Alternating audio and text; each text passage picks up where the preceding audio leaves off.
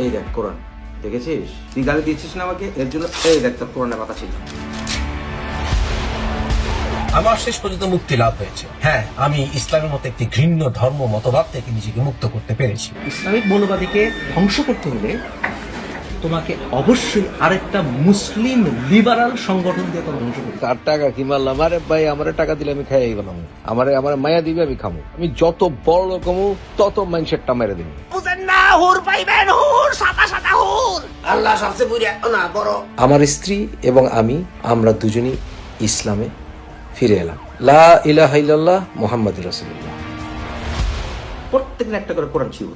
এই দেখ কোরআন, দেখেছিস? মুফাসসির ইসলাম মুফা তুই গালি দিয়েছিস না আমাকে, এর জন্য এই দেখ তোর কোরআনের কথা ছিল। সোশ্যাল মিডিয়াকে ব্যবহার করে ধোঁকাবাজি, ভণ্ডামি, প্রতারণা, মানুষ ঠকানোই তার একমাত্র কাজ।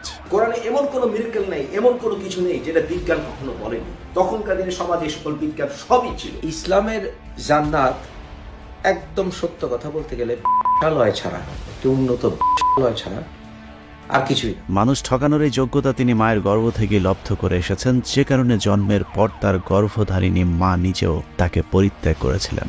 মা মানেই ফেরেশতা না। আমার মা আমাকে মানসিক টর্চার করেছে সারাটি জীবন। সে মরে না কেন? আমি তার মৃত্যু কামনা করি প্রতি মুহূর্তে। কখনো আইনজীবী, কখনো ব্যবসায়ী, আবার কখনো ধর্মীয় বক্তা। বেশ কয়েকবার ইসলাম ধর্ম থেকে বেরিয়ে গেছেন, আবার ইসলাম ধর্মে ফিরে আসার অভিনয় করেছেন একাধিকবার। নাস্তিকতার সাথে আপনি গর্তের সঙ্গে তুলনা দিতে পারেন। গর্তের ভিতরে কিছু থাকে না, গর্তের ভিতরে পড়লে আপনার মরতে হবে। যখন কোনো কিছু জন্ম দিতে হয় না,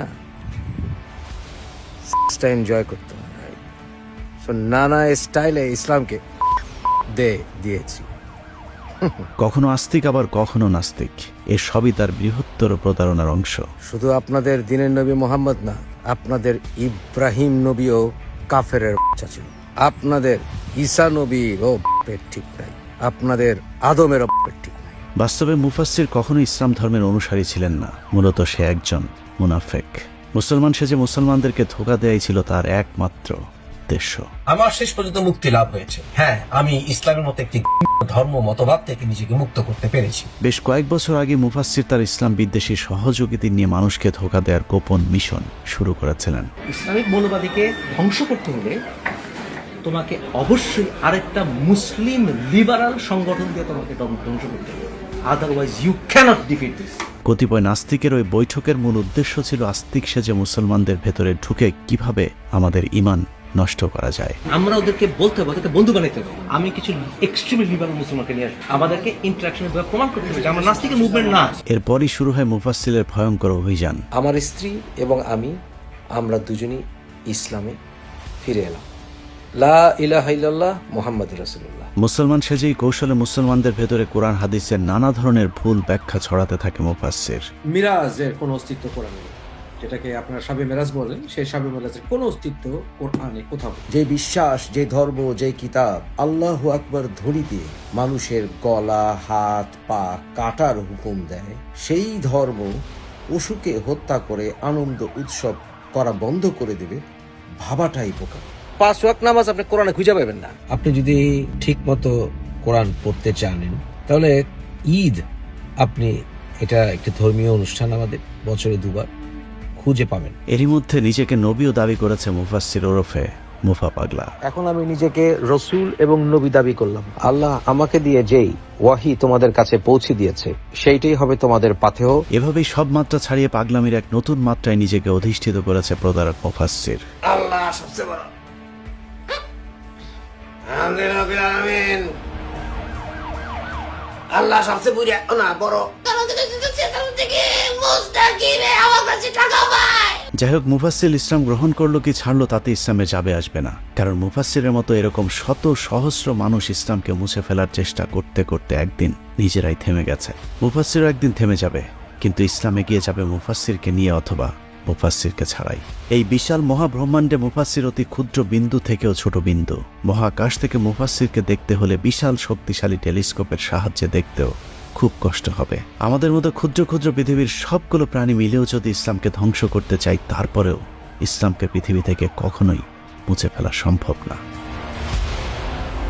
অতএব মুফা ইসলামকে নিয়ে ভালো কথা বলল নাকি খারাপ কথা বলল তা একদমই আলোচনার বিষয় না। কিন্তু সমস্যা হলো ধর্ম নিয়ে মানুষকে ধোঁকা দেওয়ার পাশাপাশি ধর্মীয় অনুভূতিকে কাজে লাগিয়ে মানুষের কাছ থেকে কোটি কোটি টাকা বাগিয়ে নিয়েছে মুফা পাগলা।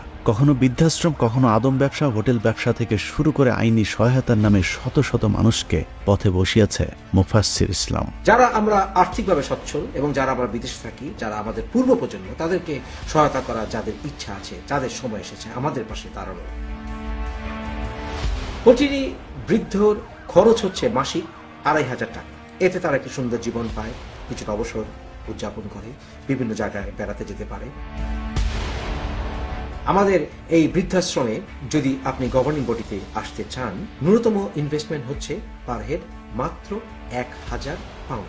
ভুয়া অফিসের ছবি দেখিয়ে রেডিও, ম্যাগাজিন, টেলিভিশন ইত্যাদির মাধ্যমে ইসলাম প্রচারের কথা বলে বিভিন্ন মানুষের কাছ থেকে হাতিয়ে নিয়েছে হাজার হাজার পাউন্ড কিংবা ডলার। আমি এখন পিপলস ভয়েসের রেডিও এবং নিউজ পেপার অফিসে। আমাদের পিপলস ভয়েসের রেডিও এবং নিউজ পেপারের কাজ দ্রুততর ভাবে এগিয়ে যাচ্ছে। পিপলস ভয়েসের টেলিভিশনটি হবে সম্পূর্ণ অনলাইন একটি টেলিভিশন। সেই টেলিভিশনে আমরা ইসলামিক অনুষ্ঠান, ধর্মীয় অনুষ্ঠান প্রচারিত করব। বিভিন্ন সময় মানুষকে সহায়তার কথা বলেও পাবলিকের টাকা আত্মসাৎ করে খেয়েছে মুফাসসির। আমাদেরকে বেগবান করতে হলে আপনাদেরকে পকেটে হাত দিতে হবে, শুধুমাত্র সাইড লাইন দাঁড়ালে চলবে না। ক্যাফে, বৃদ্ধাশ্রম, টেলিভিশন চ্যানেল সহ বিভিন্ন ব্যবসা প্রতিষ্ঠানের কথা বলে মানুষের কাছ থেকে টাকা পয়সা নিলেও বাস্তবে এসব প্রতিষ্ঠান কেউ চোখে দেখেনি। মুফাসসির ভাই কিন্তু এই দেশে লিগ্যাল কোনো কাগজপত্র প্রসেস করার যে লিগ্যাল যে পেপারগুলো দরকার হয়, যে কোয়ালিফিকেশনগুলো দরকার হয়, এগুলো ওনার নাই। কোন জায়গায় তার অফিস আছে না কি, সে কেমনি কোনো ফার্ম আছে কিনা, তার প্রাইভেটলি কোনো বিষয় কোনো কিছুই নাই। লয়ার হিসেবে অনেক মানুষকে ব্রিটেনে নিয়ে যাবে বলে টাকা নেয়, কিন্তু সে কিছুই করতে পারে না, যেহেতু সে তার কোনো ল ফার্ম নেই, কিচ্ছু নেই। এসব প্রতিষ্ঠানে বিনিয়োগ করা লোকজন যখন তাদের প্রতিশ্রুত লভ্যাংশ চেয়েছে, তখনই শুরু হয়েছে টাল বাহানা। বিজনেস ভেঞ্চার আমি ওপেন করছি, কেউ পার্টনার হতেই পারো, হয়েছে দু একজন, কেন বিজনেস পার্টনার হবে না? বাংলাদেশে কি শেয়ার হোল্ডার বিক্রি করে না? বড় বড় কোম্পানির মালিকরা ম্যাকডোনাল্ডসের শেয়ার কি বাজারে ছাড়ে না? বরঞ্চ বলা উচিত যে শেয়ার হোল্ডার হয়েছে কিনা, এবং শেয়ার হোল্ডার হয়ে তারা যা আশা করছে তার 3 গুণ লাভ হয়েছে কিনা, বরঞ্চ এটা জিজ্ঞেস করো না খোকা, যে মুফাসসির ইসলামের সঙ্গে বিজনেস ভেঞ্চারে কেউ আছে কিনা, ওই বিজনেস ভেঞ্চারে এবং যুক্ত হয়েছে কিনা, এবং হয়ে সে লাভবান হয়েছে কিনা জিজ্ঞেস করলেই তো হয়ে যায়। এর মধ্যে বলেই দিচ্ছি, লুকানো তো কিছু নাই। আমার সাথে লারা ইনভেস্টমেন্টে আছে, আমার সাথে বিজনেসে আছে, আমার সাথে রুমন ইনভেস্টমেন্টে আছে জার্মানিতে। জিজ্ঞেস করো ওরা লাভবান হচ্ছে কিনা প্রতি মাসে। Ask them. বাংলাদেশে বড় বড় বিজনেস কংগ্লোমারেট রয়েছে, বিজনেস পার্টনার নাই, ইনভেস্টমেন্ট পার্টনার। এটা কি পয়সা চাওয়া, ভিক্ষা করা? এগুলি পয়সা চাওয়া এটাকে বলে? ফাইজলামি টাকা পাও না, তাই না? মুফার দাবির সত্যতা জানতে আমরা কানাডা প্রবাসী লারার সাথে যোগাযোগ করি। আমার টাকা খেয়েছে সে, উল্টা আমাকে ভয় দেখায়, অথচ 6 লাখ টাকা লয়ার হিসাবে নিয়েছে। এসআরে যেটা হিসাব করে দেখি সে প্রহিবিটেড লয়ার, সে আমাকে জেলে নিয়ে কিভাবে, সে অথচ কোনো কাজই করে নাই। ফোরটা এইভাবে করে বিজনেস, যে তুমি 5000 টাকা দাও, 5000 ব্রিটিশ পাউন্ডে তোমাকে আমি 500 পাউন্ড দিব প্রথমেই। তো ঠিক আছে, না 5000 দিও না, তুমি 10,000 দাও, তো তোমাকে আমি এত পাউন্ড লাভ দিব। না এত হবে না, তাহলে আরো দাও, আরো দিলে তোমাকে আমি এত দিব। না এটা হবে না, তাহলে তুমি আরো দাও, তাহলে এগ্রিমেন্ট চুক্তি দিব না। তুমি 20,000 পাউন্ড দিলে তোমাকে আমি 1000 পাউন্ড লাভ দিব। তারপরে আমি রেডি করলাম টাকা, তারপরে বলেন না তুমি আগে টাকা দাও, তাহলে তোমাকে আমি এগ্রিমেন্ট চুক্তি দিলাম। যে আমি টাকাটা দিলাম সে এগ্রিমেন্ট দেয় না, তুমি পাগল, তুমি মেন্টাল, তুমি সিক, তুমি সাইকো, তোমাকে আমার 2 মাস দেখতে হবে। সেই যে ঘুরানো শুরু করলো হাজবেন্ড ওয়াইফ, তুমি আমাকে বিশ্বাস করো না, তুমি আমাকে বিশ্বাস করো না। যে আমার পরিবারের সাথে কথা বলে, তোমার সাথে তো আমি ব্যবসা করব না, আর তোমার পরিবারকে তুমি জানাও, এইরকম হলে তো হবে না। যত সব ছলা কলা কৌশল শুরু করছে। ব্যবসা শুরুর আগে লারাকে কি বলা হয়েছিল তার একটি রেকর্ডও সংরক্ষণে রেখেছেন লারা। আমি যে ফ্র্যাঞ্চাইজ করতেছি গ্রিন বার্গার, ওখানে ইনভেস্টমেন্ট নিব কিছু ঘনিষ্ঠ জনদের কাছ থেকে। এটা আমি সব জায়গায় অ্যাডভার্টাইজমেন্ট করতেছি না। আমি সেখানে 5 জন ইনভেস্টর নিব। একজন আরিফ অলরেডি কনফার্ম, এরকম আরো 2 জন আছে যা তুমি চিনবে না। এরকম আমি ইনভেস্টর নিচ্ছি আগামী 7 দিনের ভিতরে, এবং সেটা গ্যারান্টিড আর্নিং। প্রতি সপ্তাহে হিসাব করলে দাঁড়ায় মাসে বাংলাদেশি টাকায় 25,000 টাকা। ইনভেস্টমেন্ট মিনিমাম হচ্ছে ইউকে 5,000 পাউন্ড। এবং আমি চাই যে আমার ঘনিষ্ঠজনরা এখানে পার্টনারশিপে আসুক, ইনভেস্টমেন্টে আসুক, এবং প্রতি সপ্তাহে তাদের কাছে টাকা পৌঁছে যাবে। এবং তারা যদি মাসে চায় মাসেও পাবে। এনি টাইম 2 উইকস নোটিসে উইথড্র করতে পারবে। আমিও এনি টাইম 2 উইকস নোটিসে তাদেরকে বিদায় করতে পারবো, এবং এটা লিখিত এগ্রিমেন্ট হবে। লারার মতো মুফাসসিরের প্রতারণার শিকার কানাডার আরেক প্রবাসী জামিল আক্তার। মুফাসসিরের সাথে আমার সাথে পরিচয় হলো 2017 সালে।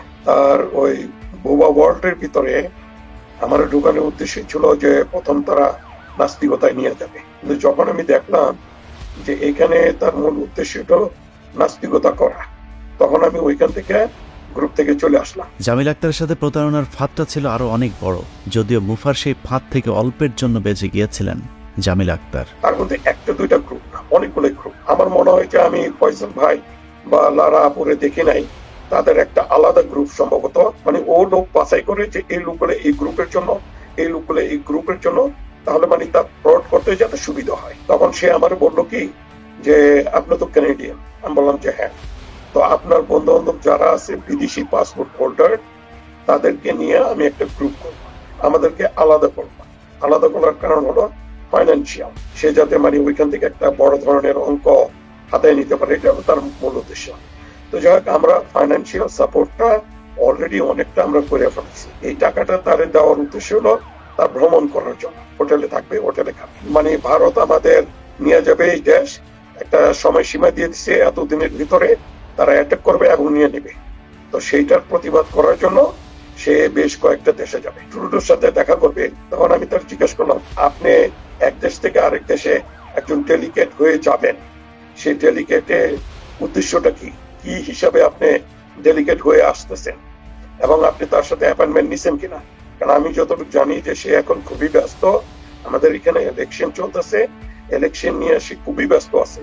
তো সে কি করে আপনার সময় দিবে? আমার তার সময় দিতে হবে না, সে আমার কাছে আসবে। আমি বললাম, সে আপনার কাছে আসবে কি করে? বলো যে টরন্টোতে আমার বাড়ি আছে, আমি টরন্টোতে যাব, সেখানে গিয়ে আমি তার ফোন করলে টুডু নিজেই চলে আসবে আমার বাড়ি, আসে আমার সাথে দেখা করবে। তখন আমার একটা সন্দেহ হলো। এরকম অসংখ্য মানুষ অনলাইনে এসে মুফার 2 নম্বরের বিষয় তুলে ধরতে থাকেন। চারিদিকের এত সব চাপ সামাল দিতে না পেরে মুফা খেপে গিয়ে আবল তাবল বকতে শুরু করেন। কার টাকা কি মারলাম? আরে ভাই, আমারে টাকা দিলে আমি খাই বললাম, আমারে মায়া দিবে, আমি খামো। আমি যত বড় কমু তত মাইন্ডসেটটা মেরে দেবো, কারণ আমি এখন বিলিয়নিয়ার হওয়ার টার্গেট আছে। এভাবেই ধর্মীয় দুর্বলতাকে কাজে লাগিয়ে মুফা বিভিন্ন মানুষের কাছ থেকে টাকা পয়সা হাতিয়ে নেন। আর বাংলাদেশে আবেগী মুসলমানরাও বারবার তাকে বিশ্বাস করে নিজেদের ঈমান আর অর্থ দুটি খুইয়েছেন। আমি যদি এই বয়সে কারো বউ বাগাইতে পারি, আমাকে কি করতে হবে তোমাদেরকে বোঝাতে যে আমি নবী? মুফার বিরুদ্ধে লন্ডনে ধর্ষণ সহ বেশ কয়েকটি মামলা হয়েছে, যে কারণে লন্ডন থেকে পালিয়ে তিনি এখন কানাডায় আশ্রয় নিয়েছেন। কোন মাইয়া যদি অ্যাডাল্ট হয়, আমার লগে যদি করতে চায়, আই হ্যাভ নো প্রবলেম। কানাডায় বাংলাদেশিদের সাথে নতুন করে প্রতারণা শুরুর আগেই তার ব্যাপারে স্থানীয় প্রশাসনকে অবহিত করতে হবে। মায়ের বাপ, আমার যদি কেউ যদি টাকা দিয়ে আমি খাই পেলাম, কুই দিস স্টেট, আমার টাকা দিবে, আমি খাই পেলাম। সবশেষে শুধু এতটুকুই বলতে চাই, ধর্মীয় ব্যাপারে মানুষের কাছ থেকে জানার আগে নিজে অর্থ সহ কোরআনটা পড়ুন, তাহলে আর কেউ আপনাকে বোকা বানাতে পারবে না। টাকা পয়সা তুলে হেলিকপ্টারে চড়িয়ে বক্তা এনে তাদের কাছ থেকে সাপ আর ব্যাঙের কেচ্ছা শোনার কারণে আমাদের আজ এই অবস্থা। যুগের পর যুগ আমাদেরকে নানা ধরনের বেদাতার কুসংস্কারের ফাঁদে আটকে রেখেছে কথিত এসব আলেমেরা। দাদাদার রহমাতুল্লাহ হাত উপরে দিকে উঠাইয়া ডাক দিয়া বলে, গরু এদিকে আও। ডাকের সঙ্গে সঙ্গে গরু তার রশি ছিঁড়া দৌড় দিয়ে আসে দাদাদারের সামনে এসে। এসব ভণ্ড আলেমদের মধ্যে ধর্মকে কাজে লাগিয়ে মানুষের সাথে প্রতারণা করছে মুফাসসিরের মতো নাস্তিক নামধারী কিছু ইসলাম বিদ্বেষী মানুষ। এরা কোরআন হাদিসের নামে ভুলভাল ব্যাখ্যার আয়াত বলে মানুষকে বোকা বানাচ্ছে। আমাকে নবী বা রাসূল হিসেবে না বুঝতে পারা যারা আমার বিপক্ষে যাবে, তারা অবশ্যই চরম শাস্তি সেদিন পাবে। আমার সঙ্গে যদি আল্লাহর দেখা হয়, যদি সত্য হয়ে থাকে, আল্লাহর বিচার আমি করবো, আল্লাহ আমাকে বিচার করবে। এদের সাথে কোনো ধরনের আলোচনা, তর্ক কিংবা বিতর্কে যাবেন না, কারণ এরা মানব ধর্মের কথা বলে মানুষকে ধর্মহীন করার ষড়যন্ত্রে লিপ্ত। ধর্মহীন মানুষ কখনোই শতভাগ ভালো হতে পারেন না, কারণ কবর, আখেরাত, দোজকের ভয় যার মাঝে থাকবে না, একটা পর্যায়ে গিয়ে সে অবশ্যই কোনো না কোনোভাবে অপরাধের সাথে লিপ্ত হবেন। মুফাসসির ঠিক তাদেরই একজন। এদের ব্যাপারে সাবধান থাকুন। আল্লাহ সবচেয়ে বুড়ি না বড় মুস্তাকিমে আমার কাছে টাকা পায়। এই সকল নাস্তিক মুরতাদ তারা চাইছে আমাদের ধর্মকে মারতে, কিন্তু পারবে না, পারবে না, পারবে না ইনশাআল্লাহ, ঠিক কি না? আল্লাহর রহমত প্রাপ্ত না হলে আমি এতগুলো বিষয় দায়িত্ব পালন করতে পারতাম না। আল্লাহ হাফেজ। কানা বদে